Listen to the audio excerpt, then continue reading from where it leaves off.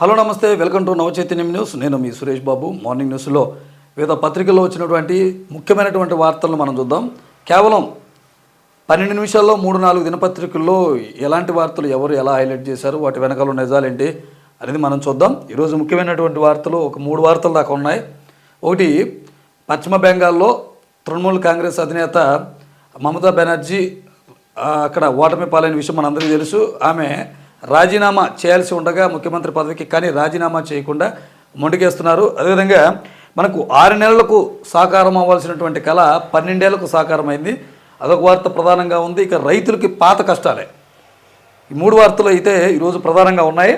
ఏంటి 6 నెలలకు సాకారం అవ్వాల్సిన కళ 12 సంవత్సరాలకు అయిందనే విషయానికి ఒకసారి మనం చూస్తే, రైల్వే జోన్, మనకి రైల్వే జోను విభజన హామీల్లో ఉంది. మన రాష్ట్రం విడిపోయిన తర్వాత తెలంగాణ ఆంధ్రప్రదేశ్ విడిపోయిన తర్వాత 6 నెలల్లో పరిశీలించి మనకు రైల్వే జోన్ రావాల్సి ఉంది. కానీ మన నాయకుల సమర్థత వల్ల అది మనకు 12 సంవత్సరాలకు సాకారమైంది. ఇప్పుడు కేంద్ర ప్రభుత్వం మన రాష్ట్రంలో రైల్వే జోన్ను ఏర్పాటు చేయబోతూ ఉంది. రైల్వే జోన్ స్వప్నం సాకారం. దక్షిణ కోస్తా రైల్వే జోన్ ఏర్పాటుపై గెజిట్ నోటిఫికేషన్ జారీ. జూన్ 1 నుంచి కార్యకలాపాలు ప్రారంభమవుతాయని రైల్వే శాఖ ప్రకటించిందనమాట. ఇప్పుడు గెజిట్ నోటిఫికేషన్ విడుదల చేశారు. పనులు కూడా త్వరలో కాబోతూ ఉన్నాయి. రాష్ట్ర విభజన చట్టంలోని కీలక హామీకి కార్యరూపం. రాష్ట్ర ప్రజల చిరకాల వాంఛ నెరవేరింది. విశాఖపట్నం కేంద్రంగా దక్షిణ కోస్తా రైల్వే జోన్ జూన్ 1న ప్రారంభం కానుంది. ఇప్పుడున్న గుంతకల్లు, గుంటూరు, విజయవాడ డివిజన్లతో పాటు వాల్తేరు డివిజన్ స్థానంలో కొత్తగా ఏర్పాటు చేస్తున్న విశాఖపట్నం డివిజన్తో కలిసి మొత్తం 4 డివిజన్లో ఈ కొత్త రైల్వే జోన్ పనిచేయనుంది. ఆంధ్రప్రదేశ్ పునర్విభజన చట్టం 2014లోని షెడ్యూల్ 13(8)లో కీలక హామీ నెరవేరినట్లయింది.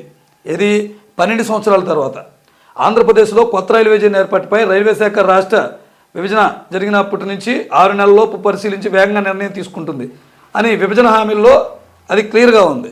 కానీ 12 సంవత్సరాల తర్వాత ఇప్పుడు ఆ కళ సాకారం అవుతుంది. 2024లో కేంద్రంలో ఏపీలో ఎన్డీఏ అధికారం చేపట్టాక ఊపందుకున్న కొత్త జోనల్ ఏర్పాటు ప్రక్రియ సుమారు 2 ఏళ్లలో సాకారం అవుతుంది. ఎన్డీఏ గవర్నమెంట్ ఇప్పుడు ఏర్పడింది కదా, అప్పుడు కాంగ్రెస్ పార్టీ రాష్ట్ర పునర్విభజన తర్వాత ఆ హామీ ఇచ్చింది 6 నెలల్లో రైల్వే అక్కడ పరిశీలించి పనులు చేపడుతుందని. కానీ ఎన్డీఏ గవర్నమెంట్ దాన్ని 12 సంవత్సరాల తర్వాత ఇప్పుడు ట్రాక్ మీదకు తీసుకొచ్చిందనమాట. ఇక తెలుగుదేశం పార్టీ నేతలు ఇక్కడ సంబరాలు కూడా చేసుకుంటున్నారు.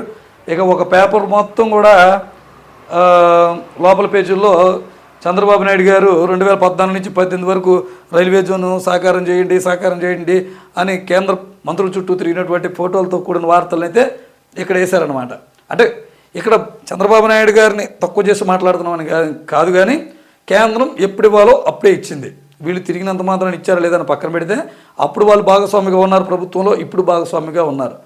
అది మన నేతలు పోరాడి తీసుకొచ్చింది అయితే ఏమీ లేదు. గట్టిగా టైట్ చేసింది అయితే ఇక్కడ మనకు కనపడతలా. గట్టిగా నేతలు టైట్ చేసినట్టయితే వైసీపీ కానీ టీడీపీ కానీ మనకు ప్రత్యేక హోదా వచ్చేది. విభజన హామీలో ఇవ్వాల్సిందే ఇవ్వకుండా ఇచ్చి మిగతా ఇచ్చిన ప్రయోజనం లేదని ప్రజల్లో జరుగుతున్నటువంటి చర్చ. ఇక ఏపీ హైకోర్టుకు కొత్తగా 3 న్యాయమూర్తులు అయితే వచ్చారు. న్యాయాధికారుల కోటా నుంచి సుప్రీంకోర్టు కొలీజియం సిఫార్సు అయితే చేసిందనమాట. ఇక రాజీనామా చేయను, అది ప్రజల తీర్పు కాదు, కుట్రల ఫలితమే అంటుంది తృణమూల్ అధినేత్రి మమతా బెనర్జీ. సామాన్యురాలినయ్యానని వ్యాఖ్యానించింది ఆమె. మళ్ళీ వీధి పోరాటాలకు కూడా దిగుతామని చెప్పి వెల్లడించింది. రాజీనామా చేయకపోతే ప్రభుత్వాన్ని గవర్నర్ రద్దు చేసే అవకాశం స్పష్టంగా కనపడతా ఉంది. ఏమంటున్నారు మమతా బెనర్జీ గారిని ఒకసారి మనం చూస్తే, అసెంబ్లీల ఎన్నికల ఫలితాల అనంతరం రాజ్యాంగబద్ధంగా కొత్త ప్రభుత్వ ఏర్పాటుకు వీలుగా ఆయా రాష్ట్రాల్లోని ముఖ్యమంత్రులు తమ పదవికి రాజీనామా చేస్తుంటే బెంగాల్ ముఖ్యమంత్రి తృణమూల్ అధినేత మమతా బెనర్జీ భిన్నమైన పందా ఎంచుకున్నారు. ఎన్నికల్లో పార్టీ ఓడినా స్వయంగా పరాజయం పాలైనా రాజీనామా చేయబోరని ఆమె సంచలన ప్రకటన చేశారు. బెంగాల్ అసెంబ్లీ ఎన్నికల్లో కుట్ర జరిగిందని, ఇది ప్రజలిచ్చిన అసలైన తీర్పు కాదని, తాను ముఖ్యమంత్రి పదవికి రాజీనామా చేయబోరని స్పష్టం చేశారు. భాజపాకు వ్యతిరేకంగా కాకుండా ఆ పార్టీ తరఫున పనిచేసిన ఎన్నికల సంఘంపై తృణమూల్ పోటీ చేసిందని పేర్కొన్నారు. ఎన్నికల్లో ఓటమి అనంతరం మంగళవారం కోల్కతాలో ఆమె మీడియాతో మాట్లాడారు. నేను రాజీనామా చేయాలన్న ప్రశ్నే ఉత్పన్నం కాదు, ఎందుకంటే మేము ప్రజా తీర్పుతో ఓడిపోలేదు, కుట్రల ఫలితంగా ఓటమి పాలయ్యాం. నేను ఓడిపోలేదు, నేను భవన్కు గవర్నర్ వద్దకు వెళ్ళాను. రాజ్యాంగపరంగా వారు ఏమైనా చర్యలు తీసుకుంటే దానికి తీసుకోండి అని చెప్పి చెప్పారు. ఇక్కడ చూడండి, కీలకమైన మాట మాట్లాడారు ఆమె. ఏమైందంటే ఆ, ఇది ప్రజలిచ్చిన అసలైన తీర్పు కాదు, నేను ముఖ్యమంత్రి పదవికి రాజీనామా చేయబోను. ఇక్కడ ఎలక్షన్ బీజేపీ కంటే కూడా ఈసీతోనే మా పోరాటం జరిగిందని చెప్తుంది. గతంలో రాహుల్ గాంధీ గారు కూడా ఇదే మాట చెప్పారు. ఈ దొంగ ఓట్ల గురించి వాటి గురించి పెద్ద డెమో వేసి పవర్ ప్రజెంటేషనే చేశారు. ఇప్పుడు అదే మాట అంటే ఇప్పుడు డైరెక్ట్గా ఏమే ఈవీఎంలపై నమ్మకోలేదు, 100 స్థానాలను దోచేశారు, ఇది ప్రజలిచ్చిన తీర్పు కాదు, మా పార్టీ ఇంత ఘోరాది ఘోరంగా ప్రజల్లో విఫలమై లేదని చెప్పేసి ఇప్పుడు అంటున్నారు. చూద్దాం ఏం జరుగుతుందో. ఇప్పుడు ఆమె అంగీకరించకపోయినా గవర్నర్ ప్రభుత్వాన్ని రద్దు చేయొచ్చు, రద్దు చేస్తారు కూడా. ఇక తమిళనాడు ముఖ్యమంత్రిగా రేపే విజయ్ ప్రమాణ స్వీకారం చేయబోతున్నారు. ప్రభుత్వం ఏర్పాటు చేస్తాం, గవర్నర్కు టీవీకే అధినేత విజయ్ లేఖ, టీవీకే మా మద్దతు కోరిందని కాంగ్రెస్ చెప్పుకొస్తూ ఉంది. నిర్ణయం రాష్ట్ర నేతలకే వదిలేసామని వెల్లడి. అంటే ఇప్పుడు అక్కడ మ్యాజిక్ ఫిగర్ దాకా వచ్చి ఆగింది కదా, మ్యాజిక్ ఫిగర్కి దగ్గరలోకి. సో ఏదో ప్రభుత్వం ఏర్పాటు చేయాలంటే టీవీకే పార్టీకి 8-9 సీట్ల వరకు అవసరమైనాయి. ఇప్పుడు ఆ సీట్లు కాంగ్రెస్ని అడగడం జరిగింది. మరి కాంగ్రెస్ అధిష్టానమేమో అక్కడ లోకల్గా ఉన్నటువంటి రాష్ట్ర నాయకులకి వాళ్ళ ఆలోచన మీద ఆధారపడి ఉంటుందని చెప్పింది. మొత్తానికి ఈ పొత్తు ఫలిస్తే ఇప్పుడు మన ముఖ్యమంత్రి అభివృద్ధిగా ఉంటుంది. మరి వీళ్ళ మధ్య పొత్తు ఏ విధంగా ఉంటుంది అనేది చూడాలన్నమాట. ఇక మైనారిటీ కోటాలోనూ భాజపా హవా, తృణమూల్కు షాక్ ఇచ్చిన ఓటరు. సుప్రీంకోర్టు న్యాయమూర్తుల సంఖ్య 38 పెంపు, కీలక ప్రతిపాదనకు కేంద్ర మంత్రివర్గం ఆమోదం. సో ఇది ఈరోజు ఈనాడులో ఉన్నటువంటి వార్తలు. అలాగే సాక్షిలో చూద్దాం. ధాన్యం రైతులు కష్టాల గురించి అయితే ఈ వార్త ప్రధానంగా బ్యానర్ వార్తలు అయితే ఇచ్చారు. చివరికి కష్టాలే చూడండి. ధాన్యం సేకరణపై సర్కారు మేనమేషాలు, అకాల వర్షాలతో తడిసిపోతున్న ధాన్యం కొనుగోలు కేంద్రాలు తెరిచినా వేధిస్తున్న సంచుల కొరత, ప్రభుత్వం పట్టించుకోకపోవడంతో ధాన్యాన్ని దళారులకు తెగనమ్ముకుంటున్న రైతులు, బస్తాకు 427 నుంచి 527 వరకు నష్టం. ఉమ్మడి ఉభయ గోదావరి కృష్ణా జిల్లాలో పంటకు ఒబ్బిడి చేరుకునేందుకు రైతుల తిప్పలు. రాయలసీమలో పంటను కాపాడుకునేందుకు ట్యాంకర్లతో నీరు పెట్టుకుంటున్న రైతులు. రబీలో ధాన్యం దిగుబడి అంచనా 65 లక్షల టన్నులు, 25 లక్షల టన్నులు మాత్రమే కొంటామంటున్న ప్రభుత్వం. ఇప్పటి వరకు సేకరించింది 13 లక్షల టన్నులే. మనకు చూడొచ్చు, ప్రతి ఒక వరి రైతే కాదు, మొక్కజొన్న రైతు, మిర్చి రైతు అందరూ కూడా ఇదే పరిస్థితి. కొద్దిగా మిర్చి రైతుల పరిస్థితి వీళ్ళతో పోల్చుకుంటే బెటరేలే, కానీ గతంలో అరటి రైతు కూడా ఇబ్బంది పడ్డారు, పొగాకు రైతులు వీళ్ళందరూ కూడా ఇబ్బంది పడిన వాళ్ళే. ప్రతి ఏటా ఇక వరికైతే ఈ సంచుల కష్టాలు తప్పదు వరి రైతులకైతే. ప్రభుత్వం మరి ఏం చేస్తూ ఉందో ఎవరికీ అర్థం కాదు. కనీసం గోనీ బ్యాగ్స్ కూడా డిస్ట్రిబ్యూట్ చేసేటువంటి పరిస్థితి అయితే కనపడతలే. కానీ మేము రాజధానులు కడతాం, ట్విన్ టవర్లు కడతాం, రోడ్లు వేస్తాం, ఫ్లైఓవర్లు వేస్తాం అని చెప్తారు. కానీ రైతులకి కనీసం ధాన్యం కొనుగోలు చేసిన తర్వాత నింపుకునేందుకు గోని సంచులు కూడా ఇవ్వలేని పరిస్థితుల్లో మన ప్రభుత్వాలు ఉన్నాయి.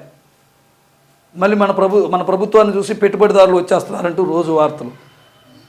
ఎటువంటి మమతా బెనర్జీ గారి వార్త మరొక రకంగా, రాజీనామా ప్రసక్తి లేదు, ప్రజా తీర్పుతో నేను వాడలేదు, కుట్ర వల్లే ఓడిపోయాను, బీజేపీతో నేను పోరాడలేదు, ఈసీతోనే పోరాటం చేశా, విపక్ష ఇండియా కూటమి బలోపేతం కోసం కృషి చేస్తా, నిజ నిర్ధారణ కమిటీ వేస్తా, హింసాత్మక ప్రాంతాల్లో పర్యటిస్తా. ఎన్నికల తర్వాత మీడియాతో మమతా బెనర్జీ సుదీర్ఘ సమావేశం. ఇక విజయ్ పొత్తు ఎవరితో వీళ్ళు కూడా హైలైట్ చేసి వార్త రాశారు. మెజారిటీ మార్కు అడుగు దూరంలో ఆగిన టీవీకే, విజయ్ తమ మద్దతు కోరాని కాంగ్రెస్ నేత కేసీ వేణుగోపాల్ చెప్పారు ఈ మాట. ప్రభుత్వ ఏర్పాటుకు తమను ఆహ్వానించాలని గవర్నర్కు టీవీకే లేఖ. ఇక ఓట్ల తేడా 17.43 లక్షలే, స్వల్ప తేడాలతో ఓడిపోయాం, మాకు పడిన మొత్తం ఓట్లు 1.54 కోట్లు. డిఎంకే చీఫ్ స్టాలిన్ తనకు ఓట్లు వేసిన ప్రజలకు ఆయన కృతజ్ఞతగా ర్యాలీ కూడా చేశారనమాట.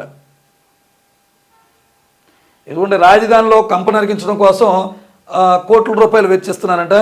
అమరావతిలో ముళ్ల పొదల తొలగింపు ఖర్చులు తడిసి మోపిడవుతున్నాయి. 36.50 కోట్లు చాలవు, 40.53 కోట్లు కావాలంటూ కీలక నేత ఒత్తిడి. సిఆర్డీఏ ఎగ్జిక్యూటివ్ కమిటీ గతంలో తోసిపుచ్చిన ప్రతిపాదన మరోసారి తెరపైకి. తాజాగా ఏర్పడిన ముళ్ల పొదలు తొలగించేందుకు ఇంకెన్ని కోట్లు కావాలో మరి అంటూ వీళ్ళు వార్తనిచ్చారు.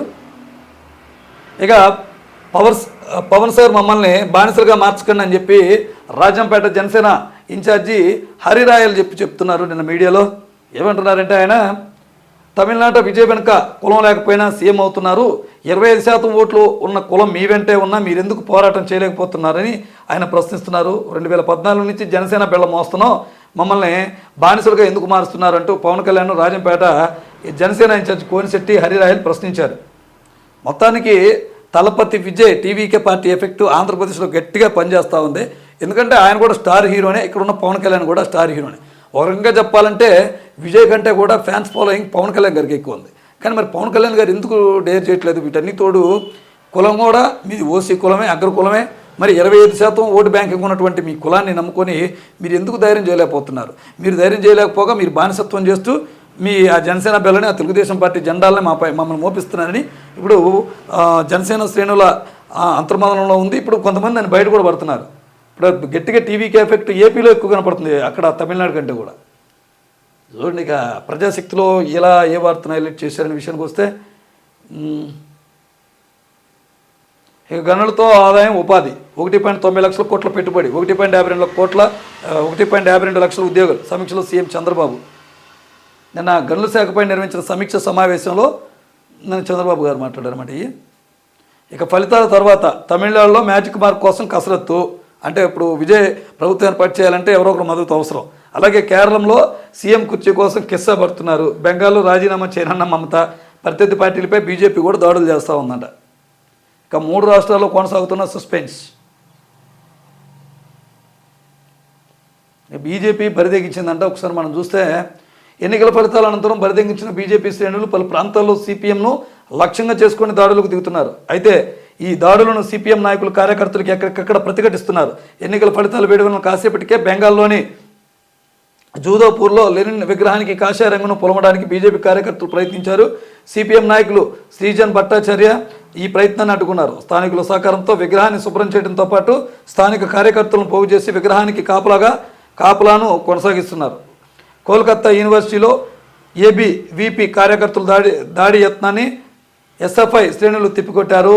అలాగే త్రిపురలోని పలు ప్రాంతాల్లో కూడా బీజేపీ కార్యకర్తలు విజయోత్సవాల పేరుతో సిపిఎం కార్యాలయాలపై దాడులకు దిగారు. బెంగాల్ వ్యాప్తంగా తృణమూల్ కాంగ్రెస్ కార్యాలయాలపై కూడా బీజేపీ శ్రేణులు దాడులకు దిగినట్లు వార్తలు వస్తున్నాయి.